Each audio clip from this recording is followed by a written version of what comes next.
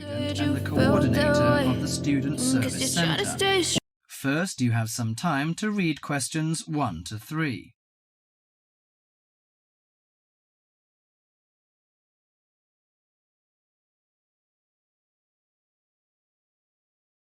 Now listen to the conversation and answer questions 1 to 3.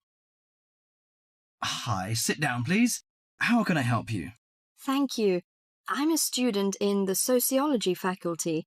I'm coming to ask for some information about renting a room in the college or near the campus. My name is Sarah. Yes, Sarah. How long have you been here in Sydney? You are not new, I suppose. No, I'm in my second year. I came to Sydney 18 months ago from Korea. Where are you living now? I live with my aunt in my cousin's room. It's pretty nice to live with my relatives, but unfortunately my cousin has finished his term and is returning from Britain next week. I have to rent a room for myself. Yes, it sounds a little unfortunate, but I suppose it's a good chance for you to have a deeper understanding to real world. I hope so. Well, what sort of thing are you looking for? What we provide ranges from shared flat to homestay. And of course we have houses with gardens if you like. No, the house with a garden is obviously out of my price range. Shared flat is not bad, but I prefer a homestay. I enjoy the feeling of living with the family. When do you plan to begin the rent? Next week, you just said? No, my cousin is arriving by next week, so I hope to move out by this weekend. This weekend, okay. The main area we deal with is around the university. Around the university, aha. Do you have anything near the northern gate of the university? You know, the sociology faculty is near the northern gate.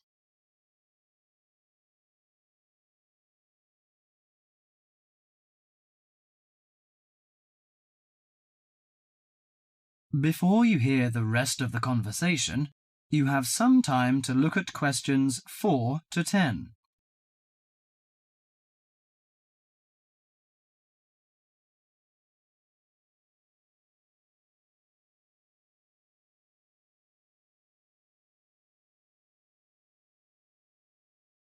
Now listen to the conversation and answer questions 4 to 10. Yes, what sort of price are you thinking of? Well, could you give me some idea? You know, I have no experience of renting a room. I don't know what price is reasonable, but I hope it's not over $300. I see. Usually the homestay ranges from $180 per month. Only $180? Yes, to $350 depending on a number of different factors. What does it depend on? Well, obviously the quality of the house, the facilities and extra services. Oh, I don't care about the quality very much, as long as it's clean. As to the facilities, I want the room with the separate bathroom. Kitchen isn't a necessity, because I don't want to cook by myself. I hope to have meals with the family if possible. Okay, let me check the files. Yes, I think this one might suit you. It's a family house with 2 vacant bedrooms. How about the owner of the house? I mean, is it a family or... According to the file, it is a retired lady. She wants to find college students as tenants. That's great. What's the condition of the rooms?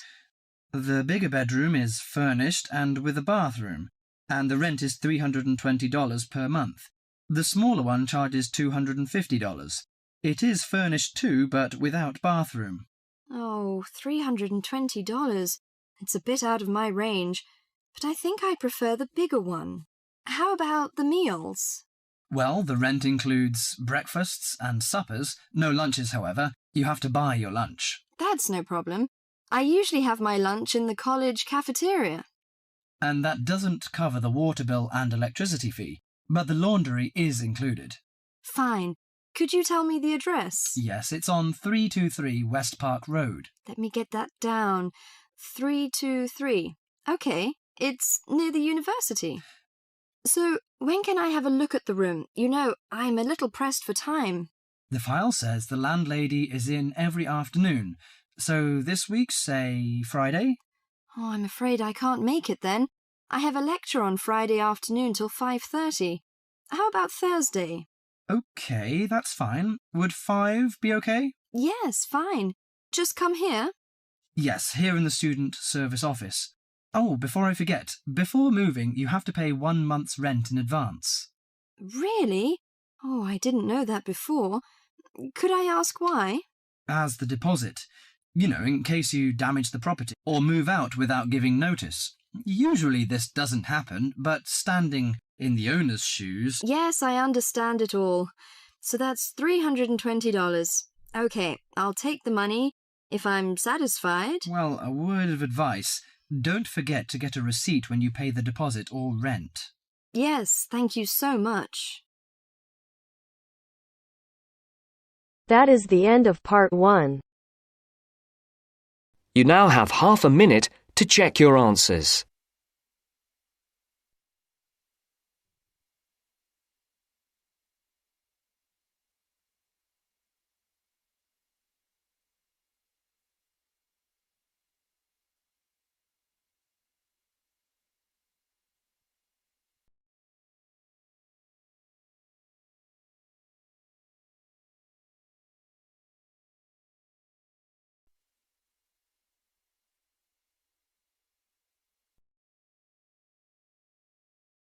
Now turns to part 2. Part 2.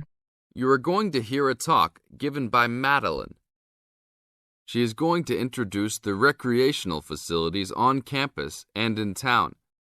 First, you have some time to look at questions 11 to 20.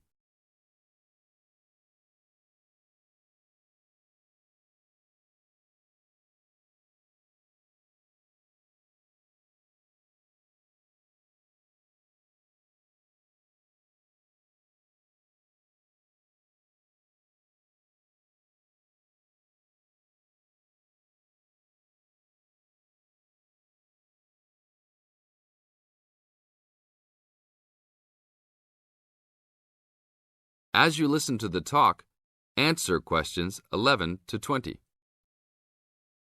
Well, good morning, everybody. My name's Madeline Stewart, and I'm here to tell you about the recreational facilities available on campus, and also to tell you something about what the town has to offer. You may already know that your Students' Union membership also includes membership of the Sports Union, which provides a range of sporting and recreational facilities on campus, much the same as those in most British universities. The Sports Union has football, tennis, and cricket teams in local competitions. And really, most sports are catered for in some way on campus, even if they're just social matches. In the building itself, there are fitness classes and a full gym, including weights. The Sports Union can also provide cheap tickets to some major sporting events. And to keep you up to date with everything available, there's a weekly newsletter distributed around the campus. You should check this to find out the names and phone numbers of the contact people for each sport or activity you're interested in. Yes, did you have a question? Yes, apart from what you've just said, does the Sports Union offer individual help in any of its activities, for example, in getting fit and healthy? Yes, we do.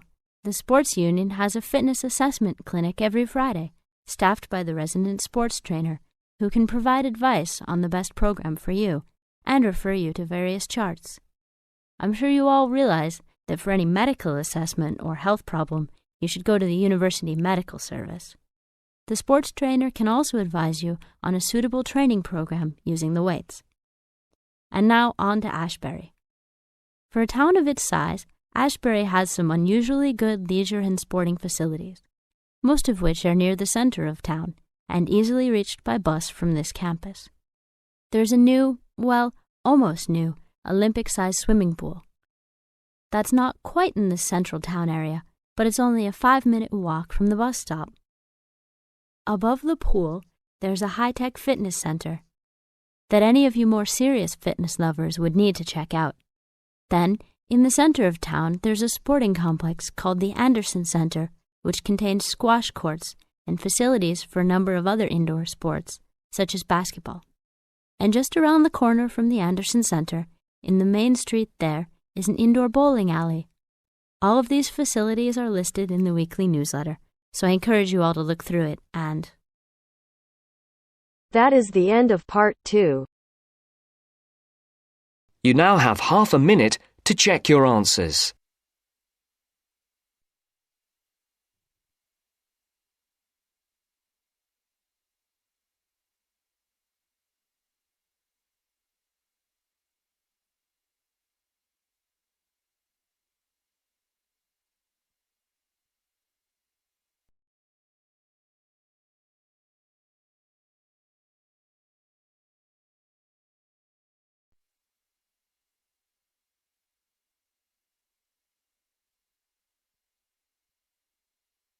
Section 3. You will hear 2 business studies students discussing a presentation they'll do on an article on working effectively in groups. First, you have some time to look at questions 21 to 26.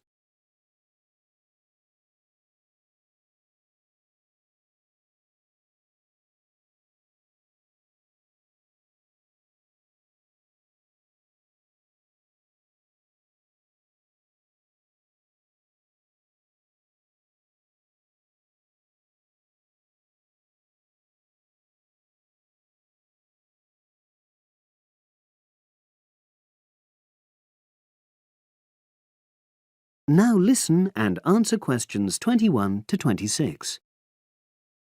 So, Brad, what did you think of the article on group work? Oh, hi, Helen. Yeah, it was pretty good, with helpful pieces of advice on how to make group work effective. I think we were lucky to be given such a straightforward text to present at the management skills seminar. Yeah.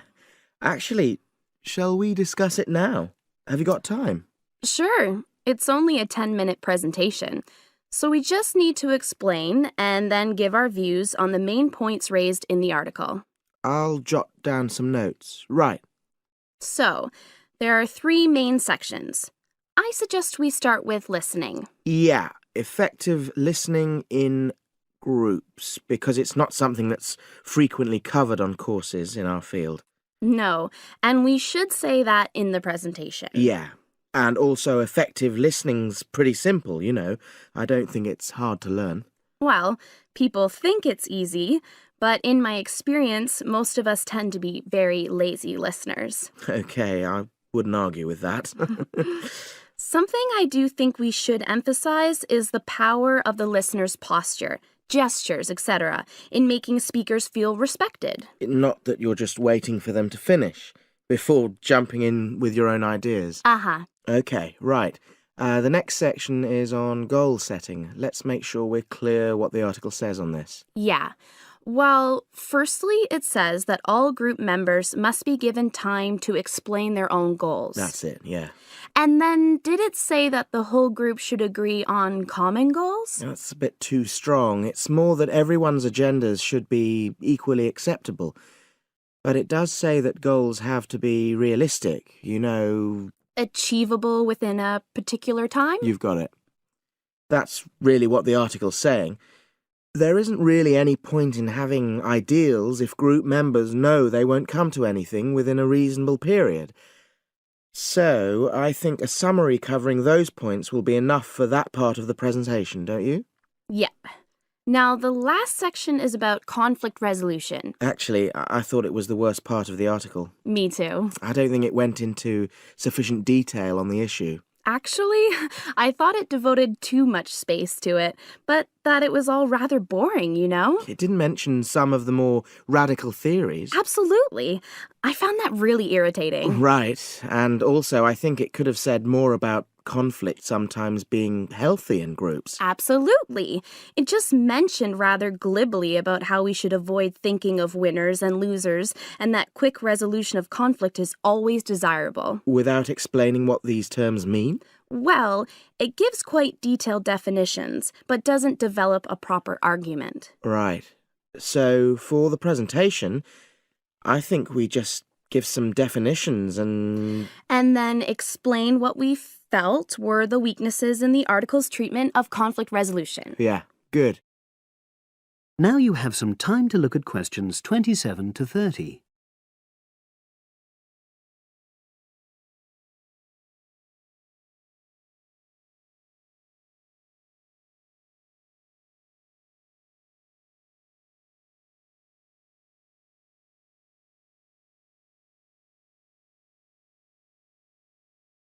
Now listen and answer questions 27 to 30. So, let's think about what we have to prepare for the actual presentation. Well, I suppose we'll use PowerPoint, but I'm hopeless at using it, especially if it has any visuals. I really have to look into doing a course on it because I know I'll need it in the future. Don't worry, I'm quite happy using PowerPoint and I'll put it together when everything else is ready. That's a relief. But yes, do that later. Okay. Now, I heard the tutor saying we have to include some well-chosen quotations from the article. I'm not sure if we do. I'll email him to find out. No need, I can just have a look at the specs he gave us when he set the task. That'll be quicker. But the tutor definitely said we have to prepare a handout to go with the talk. I'm not really sure how we do that. Sarah did one last year. Who's she? She's doing the same option as me on marketing. I'll ask her advice on what to include. Great. So that just leaves the bibliography at the end. I suppose it'll mainly be articles. Yeah. So we'll just look on the web, and we can leave that till later. But we've been advised against that. Well, we could have a look through some journals in the library. I think we should start by looking through module handbooks. I think that'll give us some good leads. Yeah, you're probably right. So that's all the topics. That is the end of section 3. You now have half a minute to check your answers.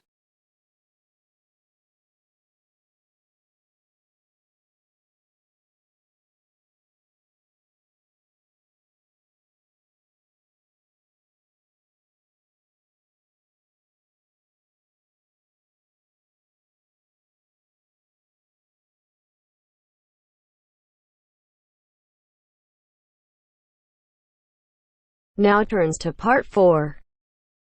Part 4. You'll hear a lecturer talking to students about sport in Ireland. First, you have some time to look at questions 31 to 33.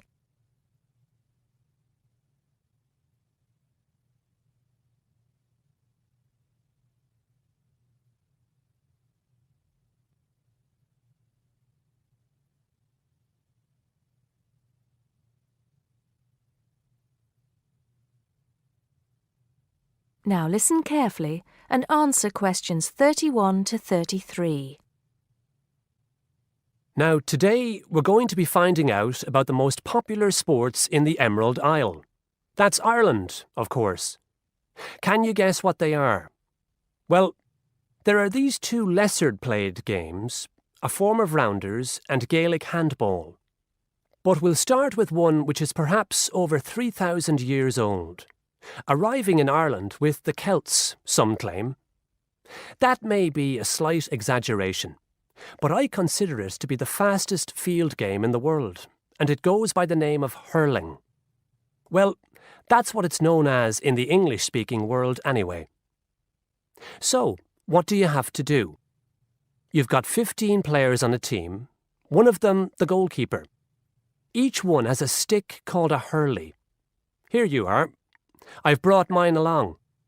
Had it since I was at school.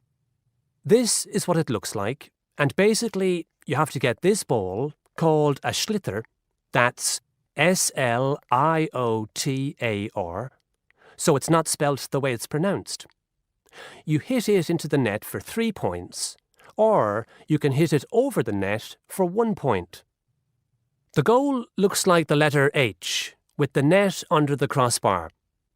The goalie has a bigger stick than the others to help keep the ball out. You can also catch the sliotar and run with it for 4 steps maximum, or bounce it on your stick. Is that clear to you all? I'll be showing you a video a bit later, so you can see what a game actually looks like. You might like to think of it as a mixture of lacrosse, hockey, and baseball. Oh, and it's played by women too. But it goes by the name of camogie. in that case. Before you hear the rest of the talk, you have some time to look at questions 34 to 40.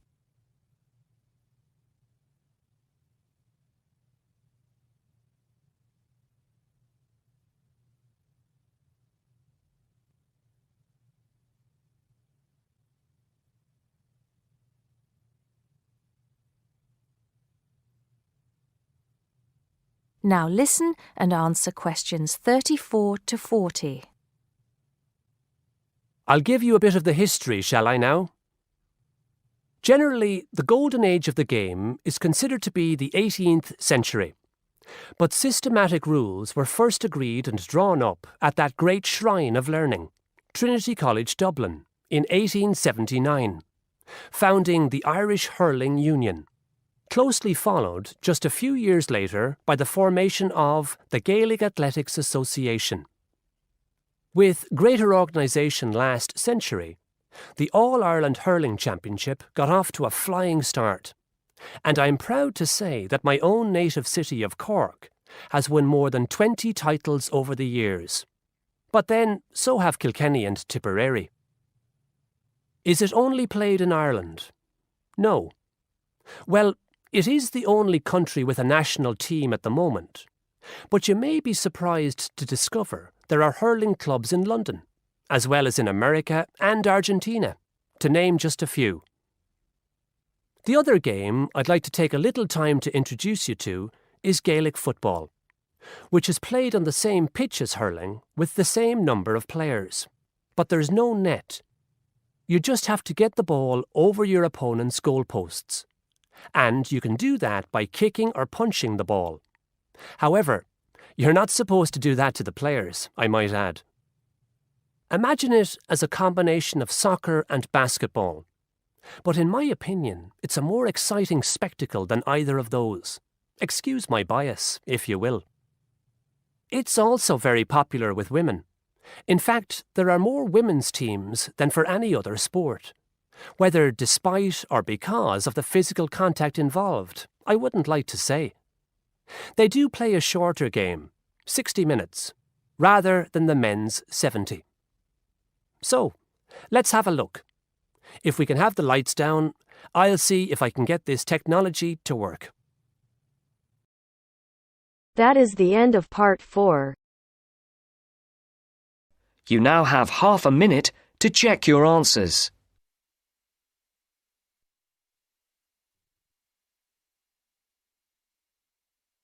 Life, I'm crazy, I'm mad, doing no cap. Only God wants you, better go live it up. Cash in the bag, stadium packed. Baby, I'm bad, yeah. Baby, I'm bad. I just wanna stay bad, stay mad. Shit on my shoulder, cause they treat me like an out.